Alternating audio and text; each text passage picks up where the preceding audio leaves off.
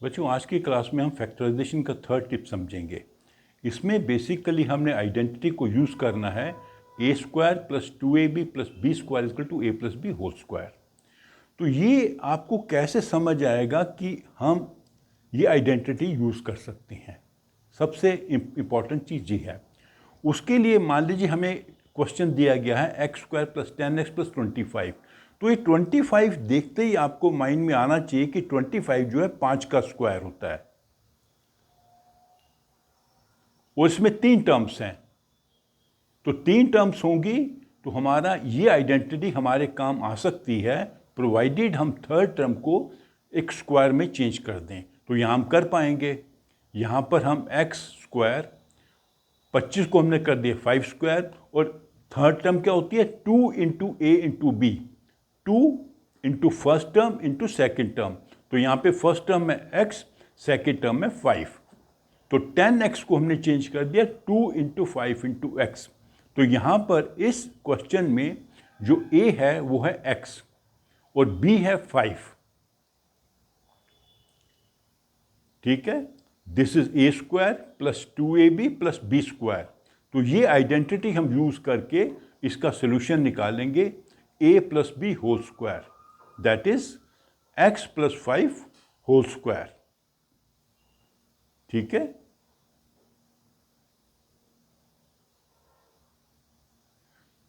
अभी मान लीजिए हमें ये क्वेश्चन दिया गया है 9x square plus 48x plus 64। तो यहां से आपको हिंट मिलना चाहिए कि 64 जो है 8 का स्क्वायर होता है। अब क्या हम इस 9 भी 3 का स्क्वायर है, तो दोनों टर्म्स को हम चेंज कर सकते हैं। 9x स्क्वायर को हम क्या करेंगे 3x होल स्क्वायर, 64 क्या करेंगे 8 स्क्वायर। तो हमारी थर्ड टर्म क्या होती है 2 into a into b. 2 into ए है 3x, बी है 8। तो 48 को हमने चेंज कर दिया 2 इंटू 3x इंटू 8। तो ये हो गया ए स्क्वायर, इसमें 3x है a और b है 8। ये हो गया ए स्क्वायर, ये हो गया b स्क्वायर, ये हो गया 2ab। ये है a और ये है b। तो इसका आंसर क्या होगा 3x plus 8 whole square. That is हमने क्या आइडेंटिटी को यूज किया, हमने यूज किया आइडेंटिटी ये वाली a square plus 2ab plus B square equal to a plus b whole square. ठीक है,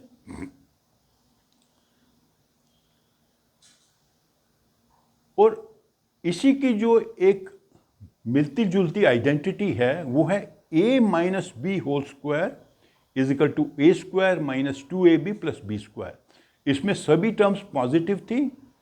इसमें बेसिकली दो टर्म्स का जो डिफरेंस है उसका स्क्वायर कर रहे हैं। a माइनस बी मतलब a में से b को घटाया, उसका स्क्वायर किया। तो इसका आंसर क्या बनता है आइडेंटिटी का a square minus 2ab plus B square. तो यहाँ पे भी जैसे हमने यहाँ पर किया था पिछले क्वेश्चन में, हमने बेसिकली देखना है कि किसी टर्म को हम बी स्क्वायर में चेंज कर सकते हैं क्या। तो अभी ले हम question x square minus 2x plus 1। तो 1 स्क्वायर इज 1, ये हमें मालूम ही है। ये माइनस टर्म है, 3 टर्म्स हैं, 3 टर्म्स हैं, एक माइनस है, और जो थर्ड टर्म है उसको 1 स्क्वायर में चेंज कर सकते हैं। तो आपको एकदम हिंट लगना चाहिए कि हम ये वाली आइडेंटिटी यूज कर पाएंगे। तो यहां पर a क्या हो जाएगा x, b क्या हो जाएगा 1। तो x square minus 2 into first term into second term plus 1 square b square. ये a स्क्वायर है, ये b स्क्वायर है। This is 2 into a into b. a है x और b है 1। तो ये इस टर्म को हमने स्प्लिट किया है। तो अभी देखिए a square minus 2ab plus B square. तो ये वाली आइडेंटिटी हम इसको सॉल्व करेंगे x माइनस 1 होल स्क्वायर। तो ये आंसर हो गया इसका। एक और टर्म क्वेश्चन ले लेते हैं ऐसा ही मिलता जुलता, 4x square plus 9 minus 12x। इसमें भी 3 टर्म्स हैं, एक नेगेटिव टर्म है और एक 9 नंबर है। तो अभी आपको माइंड में एकदम क्लिक करना चाहिए कि 9 को हम 3 स्क्वायर बना सकते हैं। तो इससे कोई अंतर नहीं पड़ता कि ये टर्म पहले लिखी है कि ये पहले लिखी है। ये थोड़ा कंफ्यूज करने के लिए आपको कई बार क्वेश्चन में ऐसे लिख देंगे, लेकिन ये टर्म बनेगी a, ये बनेगी b और ये बनेगी -2ab।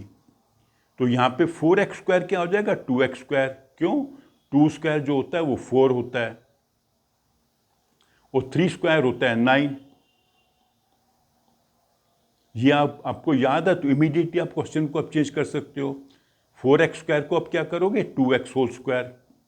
9 को क्या करोगे 3²।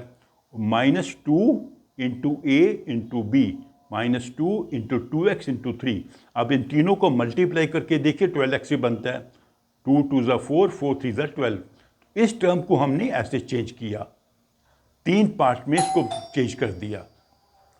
तो ये हमारा यहाँ पर a हो गया 2x और b हो गया 3। तो a minus b whole square 2x minus 3 whole square. इस प्रकार जो है हम इन दो आइडेंटिटीज़ को यूज़ करके जो पॉलिनोमियल्स हैं जिनमें 3 टर्म्स हैं और एक टर्म को हम स्क्वायर में चेंज कर सकते हैं, उसको हम यूज़ करेंगे। तो ये दोनों आइडेंटिटीज़ आपको याद होनी चाहिए, a plus b whole square and a minus b whole square. ये दोनों आइडेंटिटीज़ आपको याद होनी चाहिए। फिर कैसे इन आइडेंटिटीज़ को यूज़ करना है वो भी आपने थोड़ा सा समझना है। क्वेश्चंस की प्रैक्टिस करेंगे तो आपको अच्छे से समझ आ जाएगा। ओके, तो इस वीडियो को यहीं ख़त्म करते हैं। जो अगला 4th टिप है हम नेक्स्ट वीडियो में समझेंगे। तो आप मेरी वीडियो को लाइक करो और अपने फ्रेंड्स के साथ शेयर भी करो। Thank you.